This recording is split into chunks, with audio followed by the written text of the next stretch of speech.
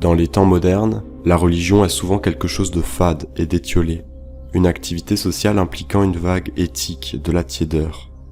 La religion dans les sociétés primitives véhicule la terreur et l'émerveillement. Elle est terrible au sens originel de ce mot galvaudé.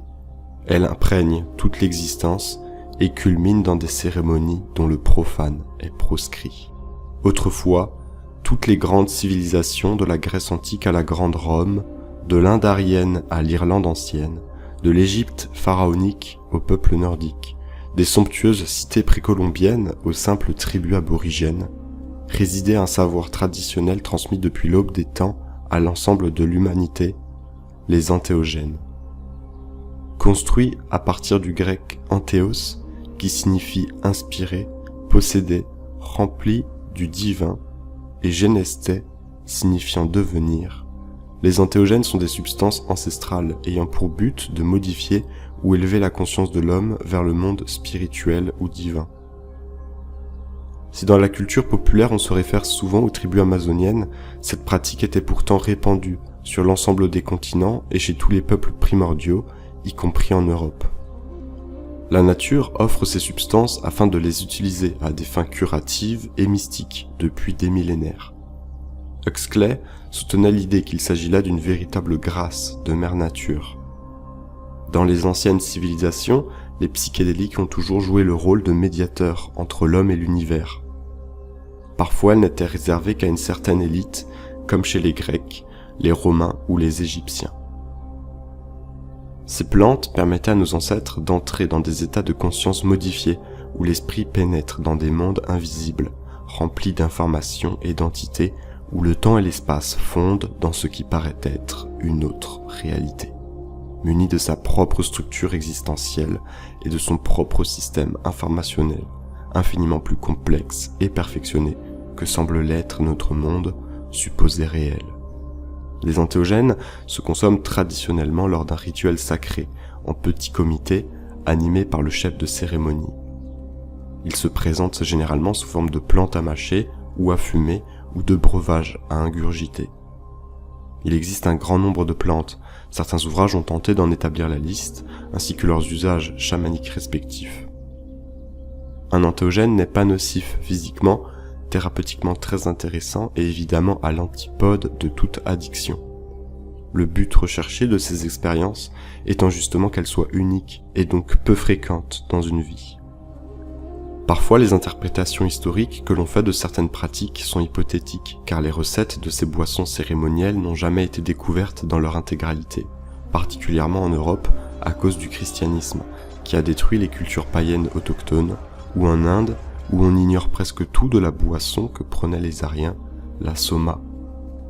Cependant, parmi une vaste étendue de rites et de pratiques réalisées, nous avons la connaissance de certains faits.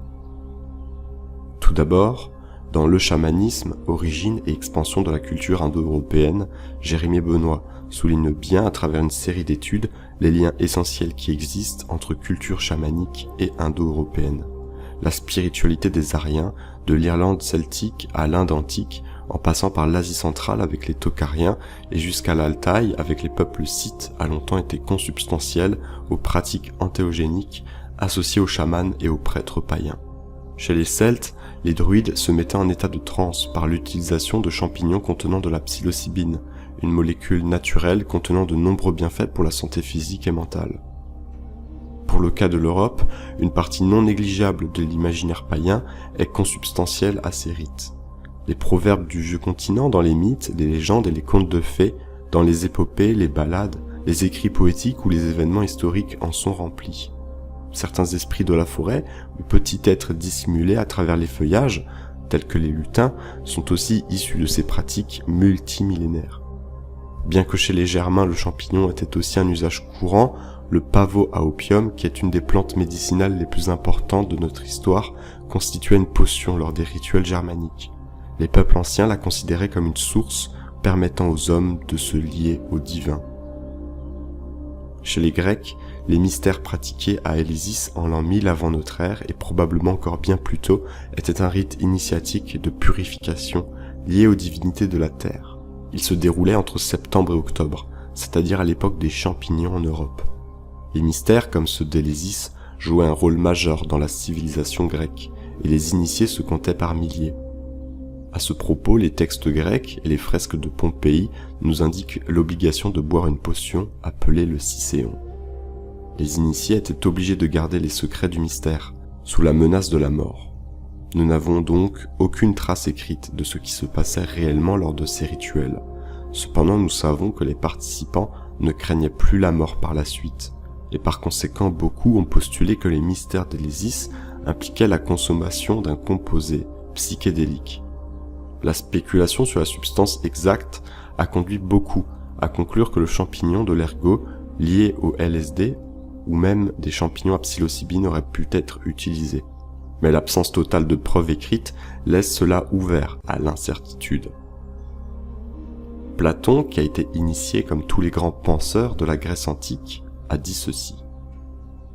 Nos mystères avaient un sens bien réel, celui qui a été purifié et initié habitera avec les dieux. Circé préparait le fameux breuvage avec du fromage, de la farine d'orge et du miel nouveau avec du vin de Prame, en ajoutant ensuite à cette préparation des plantes funestes que nous ignorons. Un auteur du IIe siècle avant notre ère, du nom d'Aristide, donna la description fragmentaire que voici. Élésis est un haut lieu de toute la terre et de toutes les choses divines qui nous entourent. C'est à la fois le plus terrible et le plus lumineux. Nulle part une nouvelle aussi merveilleuse n'a été annoncée. De nulle part n'a jailli une aussi profonde émotion. Nulle part l'œil et l'oreille n'ont été autant sollicités. Plus loin, il évoque les visions ineffables qui marquèrent à jamais des générations d'hommes et de femmes, soulignant aussi bel et bien une pratique entéogénique. D'ailleurs, les Grecs avaient coutume de nommer les champignons la nourriture des dieux, et Porphyre les appelait surgeons des dieux. Parallèlement, les Aztèques appelaient les champignons la chair des dieux. L'expansion de la conscience, acquise par la consommation de cette substance entéogénique, aurait permis aux peuples autochtones d'établir un lien profond avec les dieux et la nature qui les entoure, influençant directement l'architecture et la culture de ces peuples. En Grèce, les hiérophantes, c'est-à-dire les prêtres d'Élésis, attribuaient une place prépondérante aux substances naturelles, susceptibles d'élargir le champ de la conscience. Les révélations murmurées, comme celle d'Aristide à propos de la terreur et de l'émerveillement, indiquent clairement l'expérience psychédélique. Selon Georges Milonas, le culte d'Élésis s'est maintenu florissant, sans interruption pendant 2 millénaires. N'importe qui pouvait devenir un initié à 2 conditions, parler la langue grecque et ne pas être un meurtrier impuni. En Inde, chez les Aryens, les brahmanes étaient admis au secret de la soma, une boisson issue d'une plante contenant toutes les substances vitales du monde. Dans la tradition, elle descend des hauteurs du ciel, portée par un oiseau qui les dépose au sommet de hautes montagnes. Le soma se cultivait dans les hauteurs humides de la région. Il ne fait aucun doute qu'il contribua à donner à l'Inde antique sa métaphysique, qui n'a encore jamais été égalée. En Amérique, de nombreuses cultures mésoaméricaines, précolombiennes, utilisaient toutes sortes de plantes et de champignons psychoactifs à des fins magiques, thérapeutiques et religieuses. Les Olmèques, les Zapotèques, les Mayas, les Aztèques sont autant de civilisations comptant les entéogènes comme un des piliers de leur société.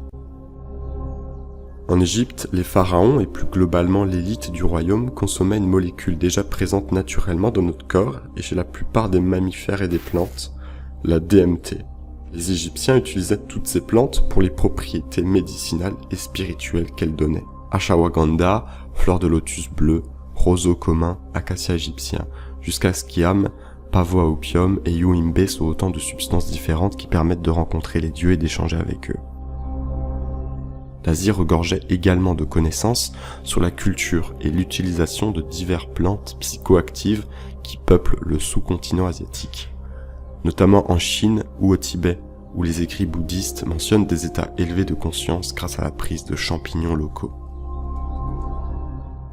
Le but de cette vidéo n'est pas d'exposer chaque pratique selon chaque région du monde à telle période, mais d'illustrer mon propos afin d'intégrer le fait que les entéogènes existent depuis la nuit des temps, chez toutes les races, dans toutes les civilisations, partout sur la planète.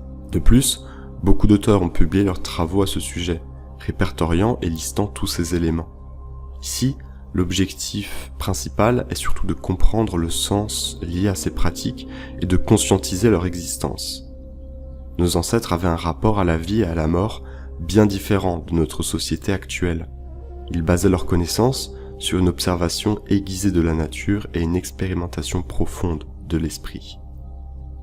Cette approche de la vie explique pourquoi aujourd'hui beaucoup de phénomènes étudiés en physique ne sont que des redécouvertes de ce qu'avaient prédit les anciennes traditions. Il y a pléthore d'exemples. Les Aryens qui ont fondé l'hindouisme par les textes védiques parlaient déjà du fait que la matière n'est que de l'énergie compactée constituée en atomes. De plus, il est également soutenu que tout n'est que vibration et que ces dernières structurent l'univers. Car depuis que ce savoir original s'est perdu en Europe, les Européens n'ont plus jamais retrouvé de lien profond avec leur spiritualité, car les populations ne font plus l'expérience du divin. Il est essentiel de comprendre que si vous enlevez le droit aux populations de faire l'expérience du divin par elles-mêmes, en remplaçant l'expérience introspective par un objet extérieur, tel qu'un livre comme la Bible, le Coran ou la Torah, vous interdisez de fait aux populations l'expérimentation par soi-même, c'est-à-dire la connaissance par soi-même. Ce lien étant coupé, les populations sont enfermées dans des dogmes, c'est-à-dire des textes déterminés par l'obéissance à une autorité religieuse humaine, et non par la démonstration de sa propre voix intérieure, de son fondement rationnel et de sa propre expérience. L'idée de vérité décisive, universelle, immuable et incontestable ne peut être et ne sera jamais présente dans des livres ou à l'extérieur de soi, car la seule et unique vérité dans ce monde, c'est vous-même à l'instant présent, vous et votre conscience. Ainsi, la domination des religions du livre qui suppose le dogmatisme va de pair avec la suppression des antéogènes. Désormais on comprend mieux pourquoi durant des siècles, tant de cultures et de peuples ont été déracinés, voire massacrés par les monothéistes. Cependant, un point mérite précision.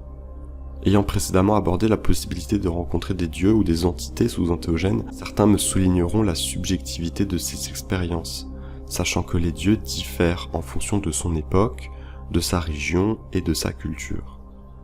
Il semble évident que chaque peuple et chaque individu porte en lui un univers propre qui se base sur son vécu.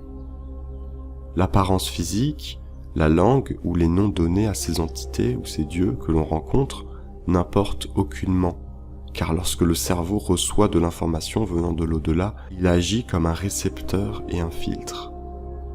En guise d'illustration, lorsqu'un grec ou un égyptien entre en communication avec le divin, ils n'auront sans doute de façade pas la même perception de ce dernier, car l'information est filtrée par leurs cerveaux respectifs, donc par leur culture et leur vécu respectifs. Mais l'information, elle, provient de la même source. Maintenant que nous avons bien élargi le champ de ces pratiques, je vous propose d'entrer dans cet univers mythique, que vos ancêtres connaissaient mais que vous avez pour la plupart perdu, où l'homme et l'univers ne font plus qu'un. Évidemment, les mots sont profondément insuffisants pour décrire ces états, mais nous tenterons d'émettre un éclaircissement. Tout d'abord, les cérémonies antéogéniques sont des démarches sérieuses, demandant plusieurs prérequis. En effet, elles peuvent se révéler être l'expérience la plus intense de votre vie et en changer la vision que vous en aviez pour le reste de vos jours.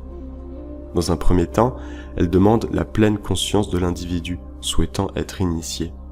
Il faut se sentir prêt et cela peut passer par des années de méditation. Ensuite, la présence de chefs de cérémonie expérimentés, d'un environnement sain et de personnes saines est essentielle pour la bonne conduite de la pratique. Une fois que vous vous êtes lancé, la perception de votre environnement et votre manière même de penser se transforme progressivement. Vous commencez à explorer des parties de votre conscience qui vous étaient jusque-là totalement inconnues. Une caractéristique importante des états induits consiste en un changement majeur du sentiment de l'ego, c'est-à-dire la conscience du moi comme entité distincte. Des mystiques de toute religion certifient que cette perte de conscience du moi est un des aspects essentiels de l'expérience humaine la plus élevée. Il est écrit dans le Poimandres, premier des 17 traits que comporte le Corpus Hermeticum attribué à Hermès. Subitement tout s'ouvrit devant moi en un moment et je vis une vision sans limite, tout devenu lumière sereine et joyeuse, et l'ayant vue, je m'épris d'elle. Cette vision est à rapprocher de ce que le bouddhisme nomme la vision juste. Elle a pour finalité l'expérience que Plotin fait tenir en une formule concise: faire un avec ce que nous voyons. Il est très difficile de lever ne serait-ce qu'une partie du voile. L'expérience psychédélique est par nature incommunicable, et c'est pourquoi je dois recourir à une analogie. Comment faire comprendre ce qu'est une couleur à un aveugle ou une œuvre musicale à un sourd? Il leur manque un sens. Lors d'un voyage qui remonte à quelques mois, il m'avait été rappelé l'importance des sens. Je crois sincèrement que les entéogènes ont apporté un sens supplémentaire, de même nature que l'empathie, mais une empathie portée à son paroxysme. Les mots n'existent pas pour qualifier ce que j'ai vécu, éprouvé au plus profond de moi. Comment décrire, faire partager, même maladroitement, cette sensation de dissolution de mon pauvre petit ego, suivie de sa fusion extatique avec une entité indescriptible. Cette sensation, mais ce n'était même plus une sensation, c'était une certitude, une réalité intensément vécue, d'unité absolue ultime avec le cosmos, de compréhension intime et totale du tout, un retour à l'unité primordiale. J'étais pleinement moi, j'ai connu, au sens premier du terme, la signification de cet adage « tout est dans tout ». Ce n'est peut-être qu'une illusion, mais alors quelle puissante et concrète illusion! Pour moi, l'expérience psychédélique est un processus transcendantal qui permet d'explorer des champs de la réalité non ordinaire. Elle amène à concevoir que la réalité de consensus n'est qu'un petit segment du spectre de ce que l'homme peut percevoir du réel. Nous devrions méditer sur le mythe de la caverne de Platon, qui induit le fait que l'humanité ignore d'autres réalités. Et sur le gnothissoton delphique, connais-toi toi-même, et tu connaîtras l'univers. Le but de l'initiation consiste à provoquer une radicale et fondamentale modification de notre pensée et de notre être, de notre manière de penser et de notre manière de vivre. Il s'agit, comme le disent nos vieux rituels, de passer des ténèbres à la lumière, et par cette lumière qui nous illumine, de changer notre être et notre vie. Le symbolisme de la mort et de la renaissance est commun aux religions et aux sociétés initiatiques. Dans la mythologie, demi-dieux et héros meurent et renaissent divinisés. Les religions à mystère présentent et font revivre au mystère de la naissance, la passion, la mort, puis la résurrection d'un dieu. Tammuz, Osiris, Attis, Dionysos sont tous deux fois nés. Les expériences chamaniques, mythologiques et ésotériques présentent à travers une naissance, une mort et une renaissance symbolique la possibilité d'une restauration de l'unité de l'être, sujet et objet, matière et esprit, commencement et fin, un et multiple, créateur et créature, masculin et féminin. Les voies ésotériques, hermétisme, alchimie, astrologie, gnose, théosophie, présentent elles aussi diverses méthodes analogiques et symboliques d'éveil de la conscience. Cet éveil est symbolisé comme une renaissance, une rupture avec l'état de mort ou d'inconscience à la réalité transcendantale, état de mort quelle existence empirique constituée progressivement dans l'enfance, écartelée par l'opposition d'un moi et d'un monde.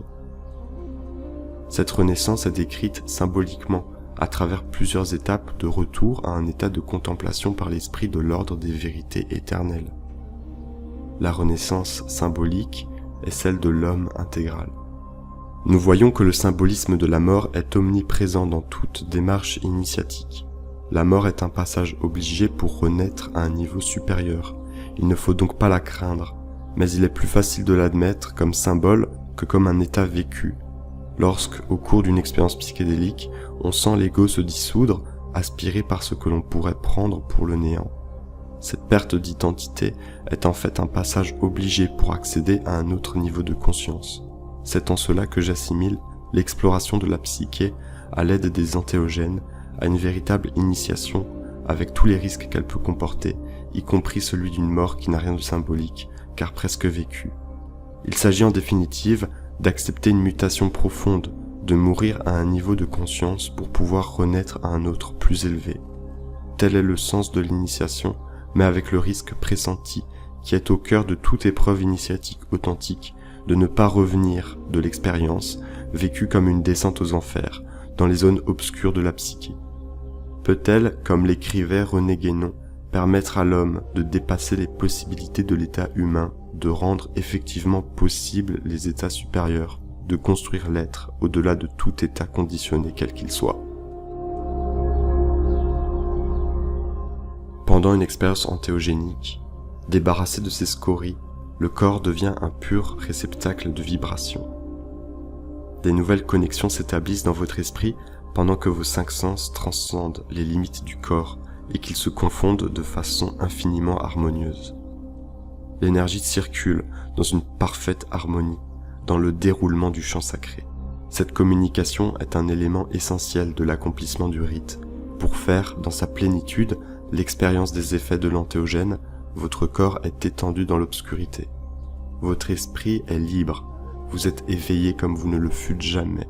Vous vivez une éternité dans une nuit, vous voyez l'infini dans un grain de sable.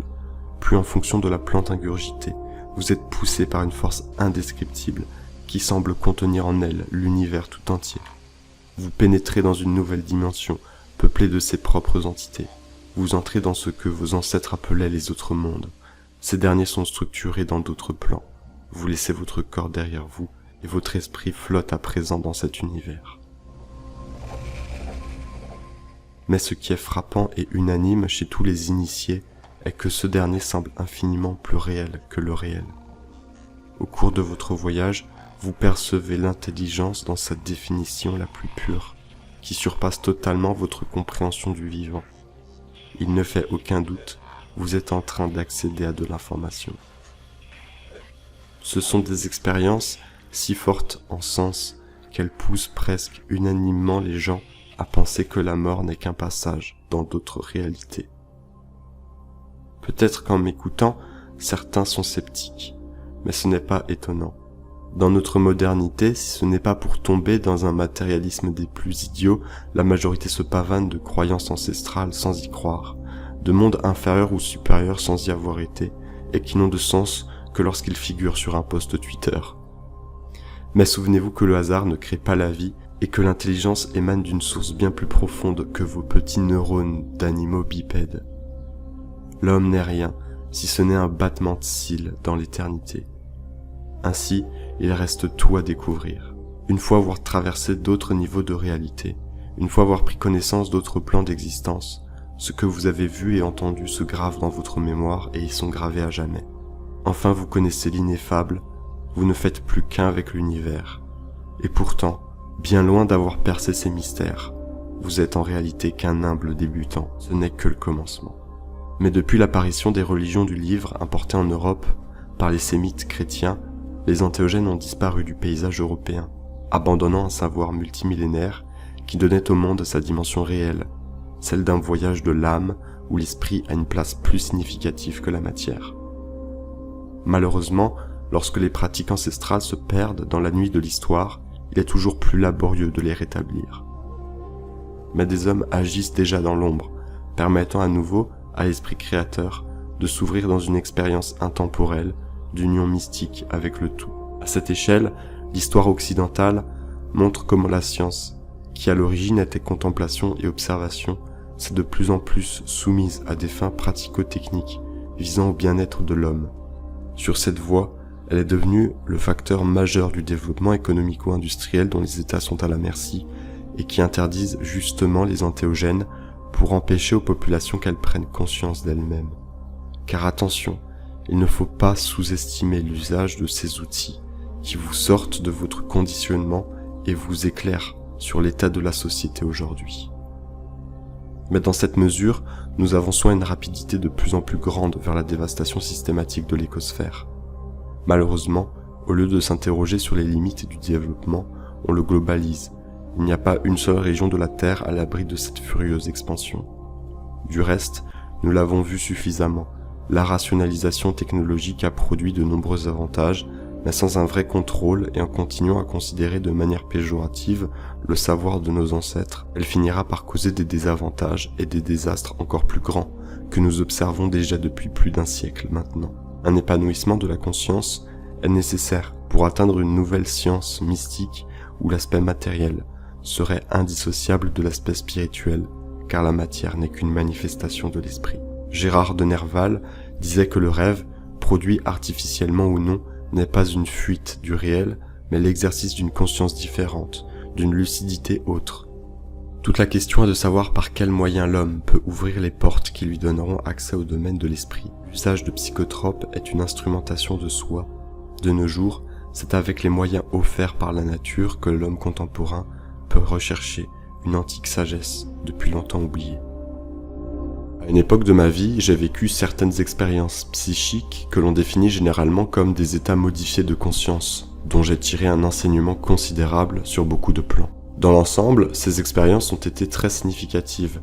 Elles m'ont révélé l'existence de dimensions du réel qui échappent à la conscience ordinaire et m'ont permis de corroborer certaines informations concernant la pensée traditionnelle ou ésotérique, mais surtout de les lier avec la physique. Par exemple, traditions anciennes et physiciens modernes se rejoignent sur la nature énergétique et purement vibratoire de notre univers, ou encore sur la subjectivité du temps qui n'est qu'une illusion créée par l'horloge interne du cerveau et qui induit l'existence d'autres réalités temporelles ou intemporelles. Lors d'un voyage, j'ai pu moi-même en faire l'expérience, en ayant été plongé dans une réalité intemporelle où le temps n'existait plus et où on se retrouve face à l'éternité de l'esprit. J'ai également vécu la disparition totale de mon propre ego, en étant ainsi complètement dissous dans l'univers. Cette expérience est l'une des plus belles de ma vie. Nous devons tous apprendre à se déconditionner de cette prison mentale, voire carrément cérébrale, dont la majorité des gens qui sont incarnés aujourd'hui, de leur naissance jusqu'à leur mort, seront enfermés sans rien avoir pu connaître d'autre. J'ai cependant compris que les entéogènes ne sont pas une finalité à eux seuls, mais plutôt un outil de la nature parmi tant d'autres, qui permet d'élargir sa compréhension de soi et du monde. Aujourd'hui, j'ai dépassé cette étape aventureuse et risquée de ma recherche, et que je dois dorénavant, ayant intégré dans mon expérience personnelle les renseignements qu'elle m'avait révélés, poursuivre mon cheminement à partir de la conscience ordinaire, en cherchant à l'élever jour après jour et en vous transmettant ma modeste expérience. Merci à vous.